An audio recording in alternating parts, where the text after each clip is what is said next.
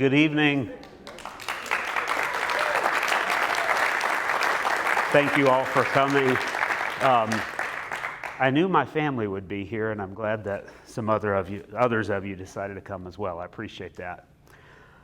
I had written plenty of stories before, but there was something different about this one.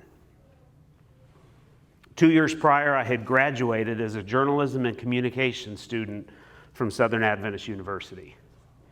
And as part of my coursework, I had taken classes like magazine feature writing, news reporting, writing for the media, photography, advanced photography, a lot of courses that centered around storytelling. But there was something different about this story. It was a warm spring afternoon, very much like today.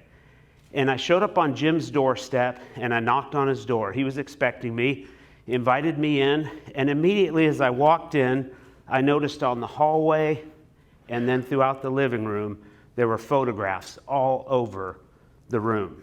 Photographs of brides and grooms, photographs of mothers and babies, photographs of children, photographs of high school seniors, photographs of families, of generations connected. And as I looked around at the photographs, I was just so pulled into the imagery. They showed love, they showed connection, they showed emotion, and I was eating it up. Jim asked if I'd like a glass of water, and so we walked over to the kitchen and he poured me a glass of water. Then a few minutes later, we headed to the living room. Jim sat down on the sofa over here, and I sat in a chair adjacent to the sofa. I pulled out my pen and my pad of paper, and Jim began telling me his story. Jim was born the youngest of 7 children, and his father was tragically killed in a coal mining accident while Jim's mother was pregnant for him. So Jim shared the story of his mother taking care of him, taking care of the family of all 7 children and the challenges that she faced raising 7 children, serving as the role of mother and father. It was tough. Eventually, Jim met his wife, met Linda, who became his wife. The two of them were married, and Jim served in the Army. Not long after they were married, though, he felt God tugging on his heart. God was calling him for something more. And Jim told me about a night where he couldn't sleep and he was wrestling with God, and he actually got up out of bed, walked out of the house into the front yard and then out into the street. He stood under the dark sky and looked up at the stars because he said that was where I felt closest to God and I could talk straight to God. And for 2 hours, Jim wrestled with God, talking with God, pleading with God, crying. And then Linda found him in the street. Jim was weeping on his sofa as he told me this story, and I was hanging on every word. What Jim didn't know is I had had a similar experience, a little bit less dramatic, but I had a similar experience 5 years before as I was transitioning from my freshman year to my sophomore year in college. I had started out as a theology major. I was committed. I told God, I said, if you want me to preach the gospel, I will do it. I'm your servant. Sign me up. But about halfway through my freshman year, I felt like this is not God's plan for me, and something just didn't feel right, but I couldn't figure out what the answer was. So I spent a lot of time the end of my freshman year and that summer between my freshman and sophomore year, soul searching, pleading with God. And one night on the way home from work, my summer job, I was crying in the car by myself. I pulled over an empty parking lot and I pleaded with God. I said, tell me what you want me to do. I was so connected to Jim's story because stories build connection. Stories break down walls. They break down barriers. They build bridges. And Jim and I were building a connection. Eventually, Jim finished telling his story. We got up and we walked through the house into the photography studio. He had a beautiful studio in his home. And in his studio, Jim showed me more photographs. He showed me his cameras, and we spent several hours together, and I savored every moment. a few years later, about 4 years later, my wife Joy and I were living in Orlando, Florida. We were working for what is now Advent Health. It was called Adventist Health System at the time, Florida Hospital. We were growing and nurturing this photography business. Joy was working as a nurse, and we had just had our first child, Grayson. And one night, Joy came to me and she said, "We've got a lot of photography work, and I know that you are so passionate about this. If you want to do it full time, I'll do it with you, and I'll be right beside you, supporting you every step of the way." That was all I needed. I said, "Yes, sign me up. Let's do it." So this goes way back, right? But this was my first portrait of myself as a photographer. This is what I put out there to try and get business. I know, kind of a cheesy photograph, but at the time, this was what it was. Not too long after that, we returned home to Chattanooga, Tennessee, and we opened a storefront studio on Main Street. We loved the work that we were doing in Chattanooga, and it actually expanded far beyond Chattanooga. Oh, here we are in Chattanooga at our studio. But we were fortunate to photograph weddings all across the country and many times around the world. We were living the dream, I guess you could say, but it certainly came with a price. We had some challenges. During the weekends, we were traveling, almost every weekend. And then during the week, when we were home, we'd service a high-end portrait clientele in Chattanooga there in our studio. We were published in lots of magazines, in lots of books, and experienced a good bit of success. I really enjoyed my career as a photographer. But as I told stories through my lens, I started to notice a common theme. It didn't matter if you were a fashion model or a bride, a high school senior, a mom, a dad. The common theme that I noticed was that so many people feel like they're less than. These are the words, the phrases I would hear over and over and over again. "Oh, I never take a good picture. Oh, I hate my smile in pictures. No, not this way. Position me this way because that's my bad side." Everybody's both sides look the same, so I don't even know what they're talking about. And then people would even say, "Can you use your skinny filter? I need to lose about 20 pounds. But I would hear this over and over and over again. And that's when I realized that the stories that we tell ourselves are more damaging than the stories that anybody else tells us about ourselves. And so this concept of more than, not less than, is what began to formulate in my mind. And here's what I landed on a few years ago. Most people consider themselves to be less than they are, less than others see them, and less than God designed them to be. But the truth is, you are not less than. You are more. You are more than. Every single one of us. God made all the delicate inner parts of my body. He knit me together within my mother's womb. I was made wonderfully complex. God knew me as He was painstakingly designing me with much love and care. The psalmist wrote that, and it's so beautiful when you think about how God says, you're not less than, you're more. So fast forward several years to just a couple years ago, my birthday. Joy and I have kind of had this running joke, probably since I was about 30, that turning 45 was going to be awesome. I said, when I turn 45, that's going to be where it's at. Because, if we do a good job with our kids will be old enough to where we can hang out, we can have fun, we won't need to be changing diapers and all those other things. And so she'd always kind of make fun of me, like 10 more years and life will be great. Anyhow, so I was writing a lot. I was doing a lot of writing, trying to pull this book together, and it had been several years of just writing bits and pieces, hadn't quite centered on a theme. Around December of 2021, I said, I think I'm headed in a direction here where I can pull this thing together. And so I locked myself in the bedroom every night and worked to pull themes together to bring this thing to a finish.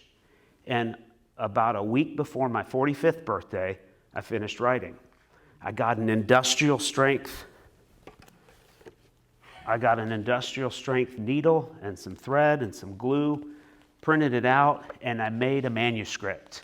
I was so excited and proud of this manuscript. And on my 45th birthday, I gave this to Joy and the girls. One of the best birthday presents I've ever given. I gave this to Joy and the girls, and they were so excited, and I was so excited. And within a couple weeks, Grayson had read it, and she said, "Dad, that's great." Well, of course, your kid's going to say, "Yeah, that's great." And then Joy read it, and she said, "Yeah, that's great." And then it sat on the chair in the living room for quite a while. Then some people came over, so we took it and we put it in the bedroom, and it sat in the bedroom for a while, and then somehow it ended up slid up under the bed, on my side of the bed, up under the bed where it collected dust. And about 10, 12 months went by, and Joy said, "You've done a lot of work on that book. Why don't you bring it across the finish line?" And I don't think I told her, but I didn't forget about it when it was under the bed. I'd been thinking about it every single day, something that it was on my heart. And so over the last year, we've worked with publishers, we've talked to agents, we've talked to editors, we've talked to designers, doing all that stuff to bring it across the finish line. It's been a fun little side gig. I've already got a day job, but it's been a fun little side gig. And so we were fortunate to bring it across the finish line a few weeks ago. I love to read. Obviously, I love to write, but I love to read. And one of my favorite books is by Todd Henry. Todd Henry's book, Die Empty, where he writes, "The graveyard is the most expensive real estate in the world because that's where all the good ideas go to die." Businesses that were never started, books that were never written, works of art that were never produced because people were too scared to act. People were too scared to move, too scared to do something. And I believe that the book's not an overtly religious book, but it definitely has some spiritual components to it. And I believe that God does not want us to die empty, right? It's the parable of the talents. He gave us talents to use them, put them to work, and to multiply them. And so that's what I hope this work does for me. So I ask you this tonight: what's your story? Most people consider themselves to be less than, but you're not. You're so much more. And what is it about you? What is it within you that you can unleash to the world and hopefully inspire somebody, even if it's just one person, even if it's just inspiring yourself? That is so worth it. Because why? Because you're more than. I want to read a few pages. I know you can't read that up there. I want to read a few pages.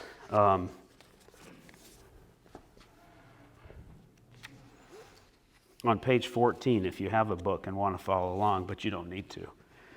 As I rolled out of bed one Saturday morning, I headed to the closet to change into my running clothes. I'm not particularly a good runner, but I'm pretty good about not skipping a run. Some of y'all have seen me around here running, and some of y'all have almost hit me too. And I find that going for a morning run is a great way to start the day. It makes me feel like I'm more than capable of accomplishing something big.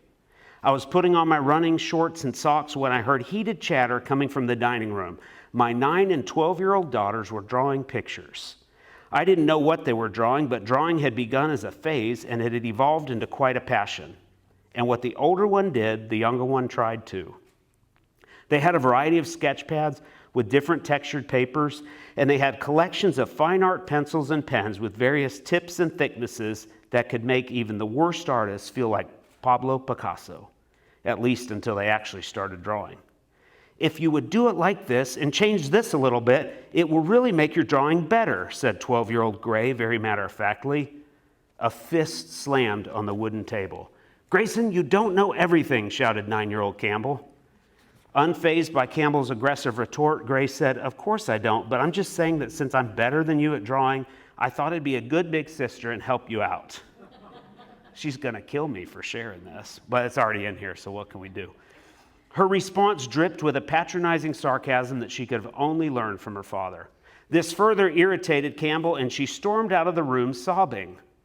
Sometimes life and older siblings have a way of beating you down and making you feel less than.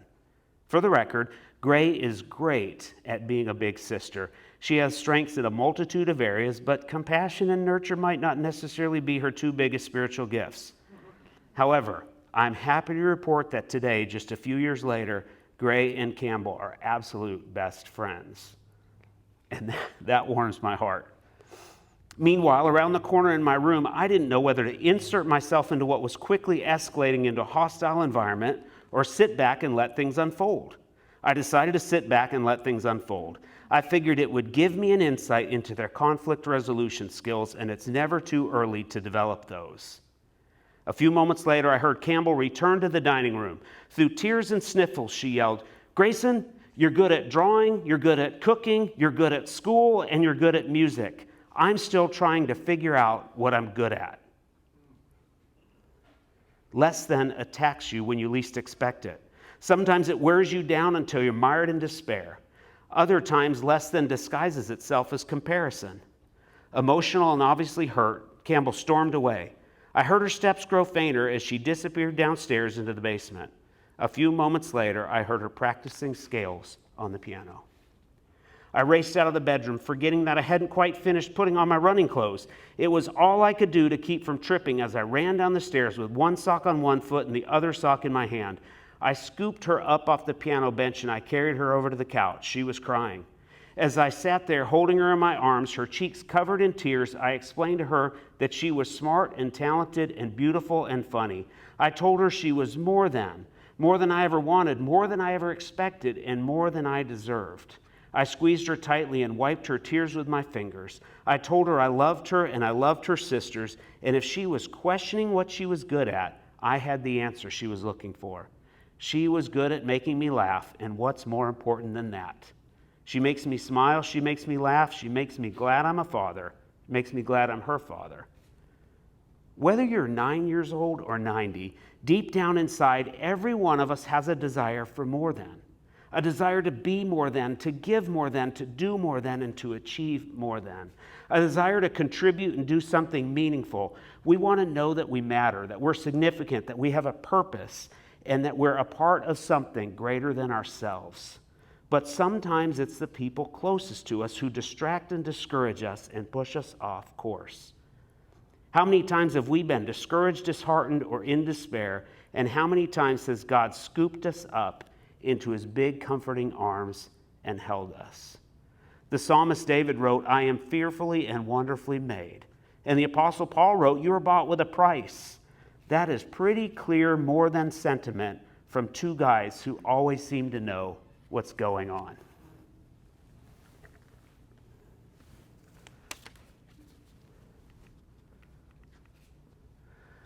So the last few weeks have been pretty exciting to see this thing kind of take off a little bit and get some traction. I don't know how many books we've sold, but a few, and so that's good, that's exciting. I want to appreciate each of you for your support, and then other people who aren't here, who are around the country or couldn't be here for other conflicts and obligations for their support as well. I don't know if all of y'all know how to leave a review on Amazon, so we're going to take a minute, and no, I'm just kidding. But with some measure of seriousness, if you go to your Amazon page, and then you scroll down there on the left, over here it says review this product. I would highly encourage you to review. And this one will only let you leave 5 stars. So, I mean, you might want to leave 3 or 4, but it's locked in at 5. So, no, in all seriousness, I'd love to get a review. But there's some folks around town, some folks that you know who have pre-read the book or have read the book since it came out. And, Joni is no stranger to anyone in the community. She's the PR queen, the comedian. And Joni, the first thing she said when she got this book was, "Garrett, I had no idea you were funny." And so I was like, well, I guess that's a compliment. I don't know. One of my friends, Melissa, who's an entrepreneur in Jacksonville, Florida, she's in the wedding industry. She said, "More than is amazing, I want to start a women's group using this book." That is a huge compliment. I said, "Go for it, Melissa. Let me know how I can help." I had the opportunity to be on TV in Chattanooga, and they had some great things to say. And then, of course, our local representative, Matt Barton, said, I'm only on page 4, and my heart is already full, and I have tears in my eyes. Those of us who know Matt know that he's a guy who leads with his heart, another girl dad, and so I'm grateful for that. Jonathan Purser, who's in Spain right now, he texted me a few hours ago, he's probably asleep right now, texted me a few hours ago, and he was like, man, I'm so sorry I'm going to miss this, but I wish you all the best. I'm praying for success. I know you're going to do well. But a lot of us know that Jonathan is retiring. He's been with Chick-fil-A his entire career. He opened the store in Calhoun 22 or 23 years ago. Jonathan and his wife Crystal are a tremendous team. Jonathan's a big reader, and he said, this is the last book I'm going to give to my leadership team before I retire. And when I read that text, man, that hit me. That was such a compliment. But probably the one that's the most meaningful is this. Not necessarily because it's Andy, we all love Andy, but because of what this person said. So a lot of people around town let me get pictures with them in the book, and they posted on social media for me. I appreciated that. Andy did that, and then about a week and a half ago, maybe 2 weeks ago, Andy got a text message, and he shared it with me. He didn't tell me who it was from, and it doesn't matter who it was from, but I want to read this text message. They wrote, hey, Andy, I hope you're doing well. I just wanted to let you know that I ordered your friend's book, More Than. I've only made it through 50 pages, but I'm enjoying it so much. I've had a hard week with my chemo treatment, lots of pain and fatigue, but I'm trying to power through and still work. I got all my work caught up, and I told my boss I was going to sit outside in the sunshine and read for a little while. While I was reading, it occurred to me that you have given my family more than so many times, and I just want to say thank you. You've been so generous and caring toward us, and it has meant so much to us. Thank you so much, my friend. I'm so grateful that God brought you and your family into our lives. That was a compliment to Andy, not to me. But if that's what this book ends up doing, then that makes me happy. That's what it's all about.